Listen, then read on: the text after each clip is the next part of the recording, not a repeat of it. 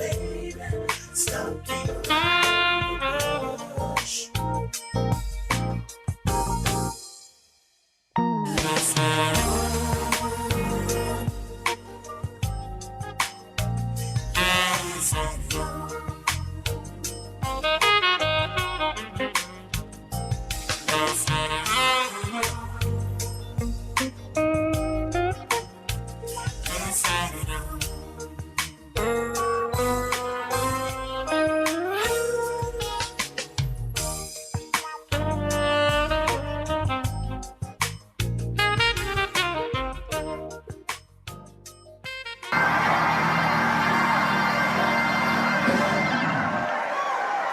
Oh, they looking, they watching, they ain't like the photo, but they watching.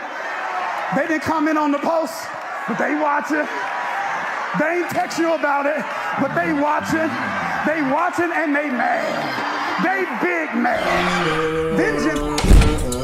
You already know what it is. It's your homegirl, Lottie Dottie. I'm in the building hanging out with Retro, and he ain't never. This is the day that the Lord has made, and I will rejoice and be glad in it. I hope you're having a wonderful morning thus far. And if not, guess what? You still got time to turn that thing around. Technical difficulties looks like already out the gate, which is why I'm late with the show, because it just seems like it just is what it is, and it's gonna be what it's gonna be. So let's see if we can work through this real quickly. And wanted to talk to you today about something that I feel to be pretty important as well as significant. Okay, and so it's simply protecting your peace. And I want to say good morning to the Facebook Bishop, because that's definitely his quote. He's always, use it, because it is extremely important that we get to a point in place in life when we learn that protecting our peace is extremely necessary and important. Okay, very necessary and important. Protecting your peace sometimes means that they get a piece of you. They got that. But the reality is sometimes it's better to walk away broken than to never get to walk away at all. Because see, when you mess around and lose your peace, I felt that I had gotten away from the core of what the Retro Philosophy Show is supposed to be all about, and see, the thing about making a statement like that is you may not have ever even noticed. Yeah, you because see, you weren't there when people are not there when you have that intimate conversation with God. They're not there. They're not the ones who gets the details and the mandate and the responsibility and the and the charge, and so they usually just get to reap the benefits of whatever it is that you do, because mind you, whatever God calls us to do something, somebody's going to benefit from it. Yeah, God is not the kind of God that wastes time to have us doing something just to do it. Somebody's going to benefit. They're going to benefit from it, And so if we're not careful, we will mess around and we will allow people to steal our peace. And let's go to the Bible for a quick moment, if you will, because there was a man in the Bible by the name of Abram. And God says to Abram, he says, Abram, look at here now. I want you to leave from your country and from your kindred to a place that I will show you. All right. Now, the place was a real place, but he just did not show it to him yet. Abraham had to leave on faith, by faith, and through faith. He had to leave from his country. In other words, where he lived, he had to get up and move geographically. He had to move and change locations. Okay. He had to leave his people, his kinfolk, his mama them, his daddy them, his auntie them, his granny them, his grandpappy them. He had to leave all of those folk, but he decided to take one individual with him because he thought this individual to be special. And there's nothing wrong with that. We all have our favorites. We all have those that we I don't want to say cater to, but that we favor, that we lean to, and we believe in them, or whatever the case may be. But they're our favorites. Jesus had an inner circle, so okay, just because you have an inner circle doesn't mean you have favoritism. There's a big difference. I may have my favorite, but there's no favoritism. In my opinion, favoritism is when you set up a double standard. Now, I like Peter, and I take Peter with me everywhere I go because me and Peter, we can rock like that. We understand each other. You know, we there. We see eye to eye. And so, you know, I take Peter with me everywhere I go. But the moment Peter gets out of line, you know what I'm going to tell Peter? Get thou behind me, Satan. Thou art an offense unto me. There's no favorite. You're one of my favorites, but there's no favoritism. All right. The axe is going to fall where it must fall, regardless of who you are and where you are. OK, let's just get that clear. OK. And so Abram had his favorite, if you will, and his name was Lot. OK. And so he takes his nephew Lot with him, even though God said, I want you to leave from your country and from your kindred. Let's take a sidebar for a moment. We do not always get it the way God said it. The Bible lets us know that every man's way is right in his own eyes. Somebody need to hear me real good right up in this part right here, okay? Every man's way is right in his own eyes. Let me check something here real quick. Every man's way is right where? In his own eyes, okay? And so what that means is we process information based on where we are, where we're trying to go, and different things like that. And a lot of times what we do is we will twist the scriptures, or we will take it out of context to fit what we want it to fit, okay? And that's very, very dangerous. Somebody say dangerous. It's extremely dangerous. Okay, so he takes Lot with him, who was his nephew, and so we don't always get it right, but God gives us space to get it right. I'll say that one more time because somebody in the back lifted up a sign and said, "Say it again, preacher." Okay, I'll say it again. So we don't always get it right, but God will give us space to get it right. Lot messed up. Now and this is where we get it twisted. And this should have been. I should have saved this for Wednesday, you know, because this sure enough is a Bible study right here. And so Abraham, he leads by faith, on faith, through faith. And by faith, he pleased God. All right. So God was pleased with the faith that he exercised, but yet still he didn't get it right. So what I'm saying is there are some things in God we get it right. And because we got that right, we think this is right. Be careful now. Be careful. I told you guys a story how we were seeking God as it pertained to Upper Praise Ministries. This is when we were contemplating starting the ministry and trying to make sure we had the will of God. Trying to make sure we were in the will of God. Okay. And real talk, true story. I believe it was about 60 days. I know it was at least 30. My wife and I went on a straight 30-day consecration, and we got the confirmation that it was the will of God. We were in his will through several different ways. And okay, all right, here we go. You know, there was a weight that was lifted off of me because, you know, when it comes to certain things with the Lord, man, you really can't afford to be, you know, wondering if this is what he wants. There are some things you don't have that leisure. You don't have that luxury. You don't have that. You don't have that privilege. And I don't even want to say privilege, but you can't afford to not be certain, because you'll get in some predicaments. And if you don't know for sure, for certain that God said go, man, you're going to be in a mess. But when you know God said go, you can stand firm on his word. You can stand firm on, Lord, I know it's upside down, but you said go, and I'm following you. Okay, all right. Oh, so enough of that. So we get confirmation that, okay, it is indeed the will of God for us to do what we were doing, which was start the ministry. Okay. And so now we step out, getting ready to go, and there's a weight lifted off me because I'm certain that I'm in his will. And God was like, hold on, bro. He didn't say, bro. He said, hold on, son. Come here. He says, you got my will, or you know my will, but now you got to get my mind. And so now here we go back to the drawing board for about another 30 days of consecration, praying, seeking God, making sure we're hearing, because the mind of God tells us how to do the will of God. Okay. And so it's extremely important. And so what we do is sometimes we understand the will of God, but don't have the mind of God. Therefore, we go astray, or we try to do the will of God according to our own understanding. Okay. And our understanding just ain't enough. He said, in all thy ways acknowledge him, and he will direct thy path, you know. And I usually use the whole marriage analogy because, you know, you're praying and you know, I want to be married, Lord. I'm tired of being lonely. And I told the church some weeks ago, man, look at here, man. You sitting, you walking around here thirsty when you're supposed to be a well. You walking around here thirsty when you're supposed to be a well. Okay, all right. And so you Lord, I don't want to be single anymore. I want a husband, I want a wife, I want to be married. And God reveals it to you through prayer, or however he reveals it to you, that it's okay. Number one, the Bible tells us that, you know, marriage is honorable and the bed undefiled. You know, God instituted the whole marriage covenant and everything. So it's a part of God's will, right? And so now what you have to do is you have to seek the mind of God so that you're not taking the wrong, you know, wrong individual for your spouse. I know that one looked good. He got triceps and biceps, but he also got a mean right hook and a short fused temper. Yeah, he's a man. He's a manly man.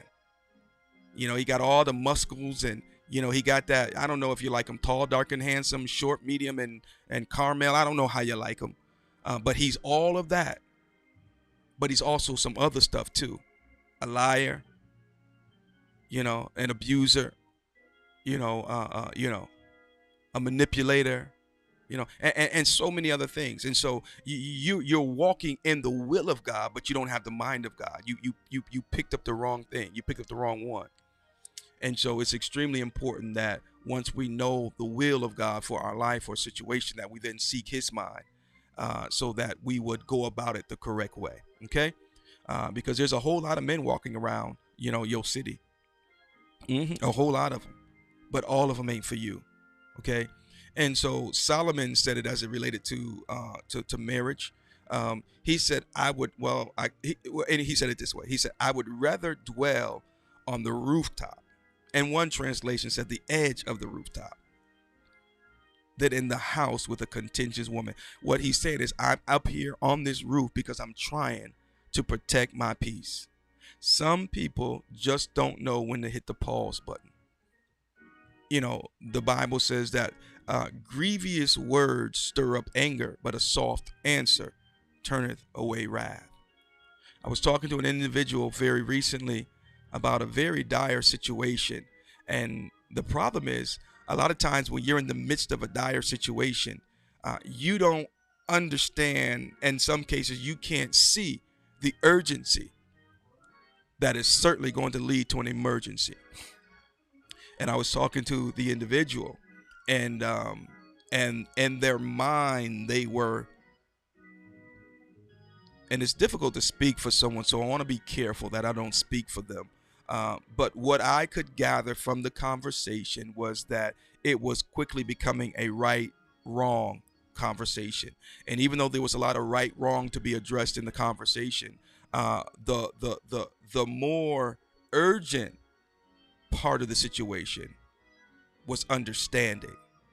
And sometimes we do not grab hold to understanding because we're so focused on right versus wrong. You know, the disciples came to Jesus and they began to ask him, I believe it was the disciples, but nevertheless the question was posed to him: who does sin that made this man blind? Was it his sin that made him blind, or was it his parents' sin? And how can the man sin before he's even born to cause him to be born blind? So it wasn't the man's sin. However, the Bible does say that we are born in sin and shapen in iniquity.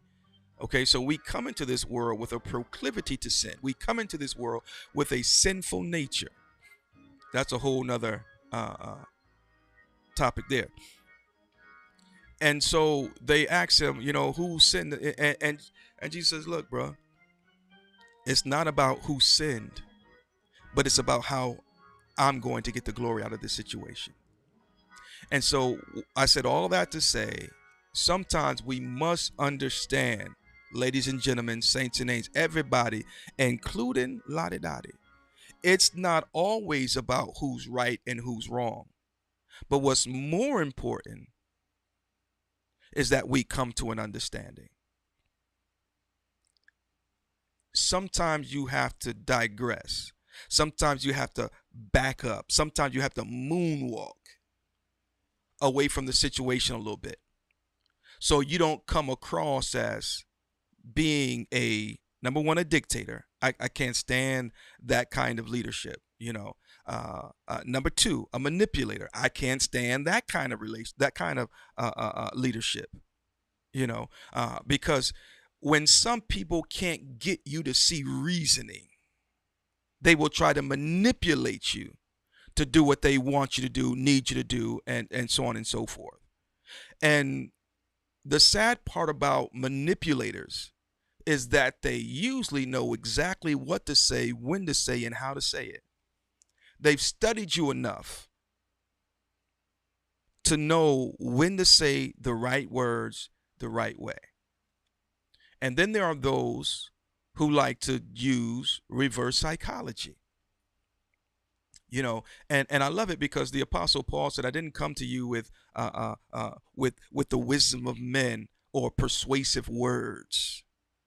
He said, I came to you preaching the gospel and the gospel alone, the power of the gospel. You understand?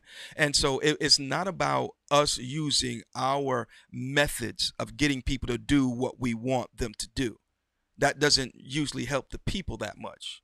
It may benefit you because now you come out as the winner. You come out as, the great leader. You come out as, but in all actuality, they're doing it because they were tricked, manipulated, fooled, or whatever.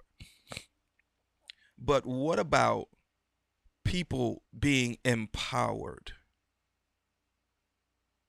to come to better conclusions on their own? And so even in situations like that, there is a level of peace that must be protected. Okay. Now, I don't know if you guys have ever been in school, in class, and a teacher said to you, well, look at here. You don't want to pay attention. Then fine. I got mine. You still got to get yours. In other words, I done already graduated, got my college degree, this, that, and the other. I've got my career, and I'm trying to help you get there. And if you don't want to pay attention, then that's on you.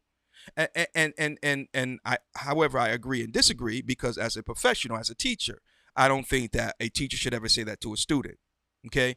I believe it's the teacher that needs to adjust sometimes to reach the student, but for the sake of, and so sometimes in life, you will be pushed and forced to that point. Right.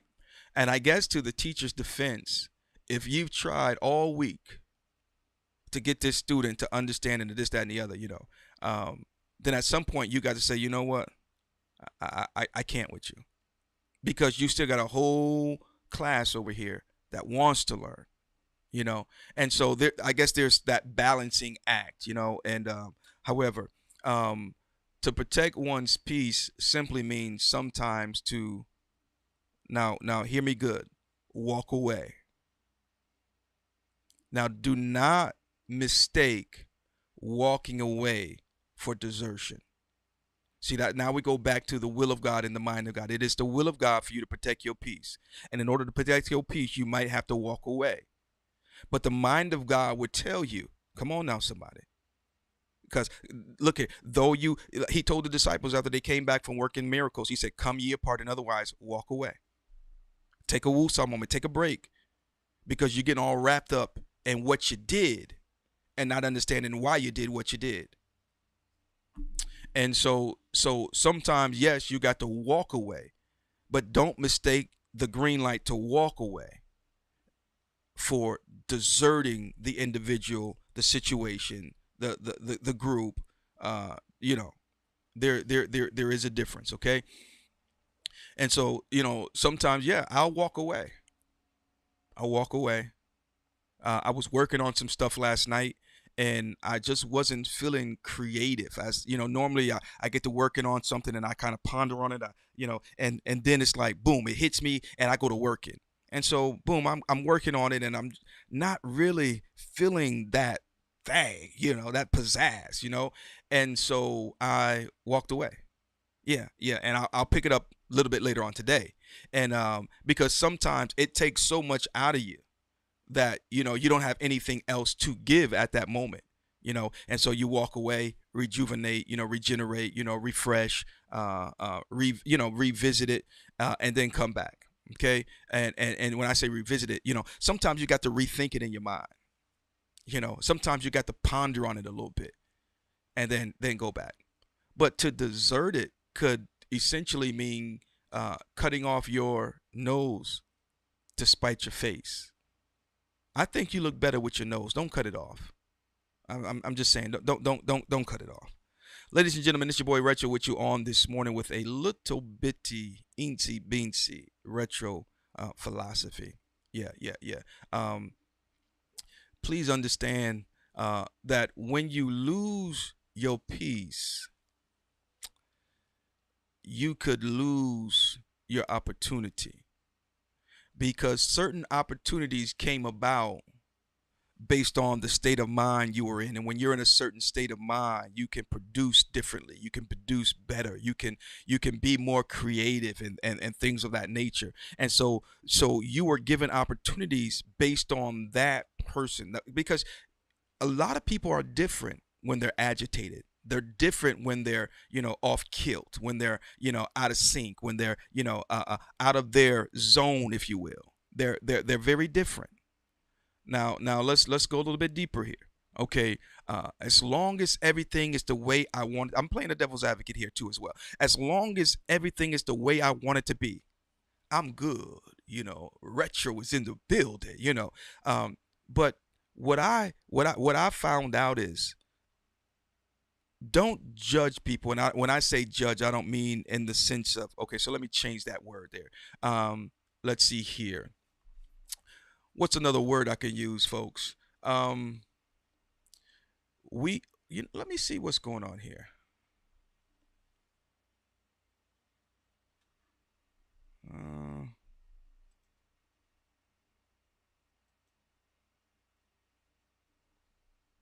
Well, anyway,